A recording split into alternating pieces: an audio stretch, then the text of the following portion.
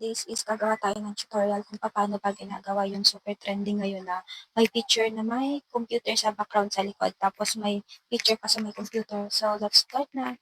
So, first lang po is punta tayo sa may Gemini na apps. Kung meron kayong Gemini na apps, you can go directly. So, ito nga sa akin yung Gemini, yung parang may diamond yan, yung Gemini. Tapos guys, open nyo lang po yan. So, ayan, kung makikita nyo may mga videos na inedit na ako dito kasi ang dami mga nagre-request at ang dami nagpapa-edit talaga as in super. Free lang naman kasi yung pag-edit eh. So, sa pag-edit nga, kung nakikita niyo yung plus na arrow, click niyo lang yun. Tapos, madadirect kayo dito sa may mga gallery or sa photos. So, pili lang kayo dyan kung anong picture ang gusto niyo. So, sa pagpili guys, mas maganda kung half body or full body para, ayun, maganda yung result. Tapos, kapag kahanap na kayo guys, ayan, i-click niyo na. Tapos, ito yung words or sentence or words na gagamitin niyo para maintindihan ng AI.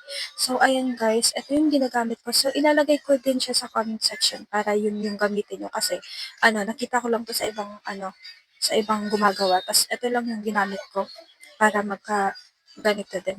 So, ayan guys, kung nakikita nyo, super dami. Tapos, hihintayin lang natin siya kasi, ayan, medyo maglo-loading pa ng konti. Kasi, siguro super dami nagre-request. Kaya, ayun, medyo loading.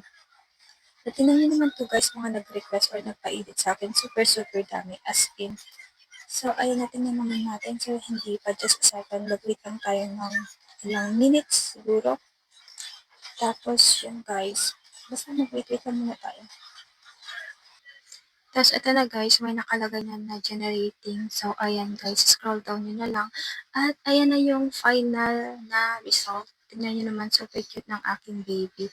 So, kapag na guys, pwede na yun i-download. I-click nyo lang yung parang may arrow sa may taas na download. Tapos, ayun na guys, image downloaded na. Try natin pumunta sa my gallery. So, tingnan natin kung na-download na nga talaga. So, ayun na nga guys, downloading na nga talaga. So, ayun, super dali lang, diba? So, meron ba lang ibang other option sa mga walang Gemini na apps? Pwede kayong pumunta sa Chrome kasi yung iba talaga hindi daw nila alam. So, punta kayo sa Chrome guys, tapos type niyo yung AI Gemini. Tapos, ayan guys, click niyo lang Google Gemini. Tapos, ayan, mag-start ulit kayo. Doon sa may plus sign, mag-upload kayo ng picture. So, hanap kayo ng gusto nyong picture na parang mas accurate or maganda sa paningin niyo. At ayun guys, i-type niyo lang ulit yung words or sentence na ginamit ko kanina para, ayun, yun yung susundan ng AI. So, ayun guys, mag-wait ulit tayo ng mga ilang segundo or minutes kasi medyo mabagal talaga pag ganitong Ayan na nga guys, as you can see, generating image niya. So, scroll down at ayan na din yung final na result. So, super cute. Super dali lang to guys. As in, kayang-kaya na to. Kahit sa mga Android phone, kayang-kaya to. Punta lang kayo sa my Google kung wala kayong Gemini na app. So, ayun guys, para din sa mga gusto gumawa pero hindi nila alam. So, ito yung quick tutorial na super easy lang, super dali.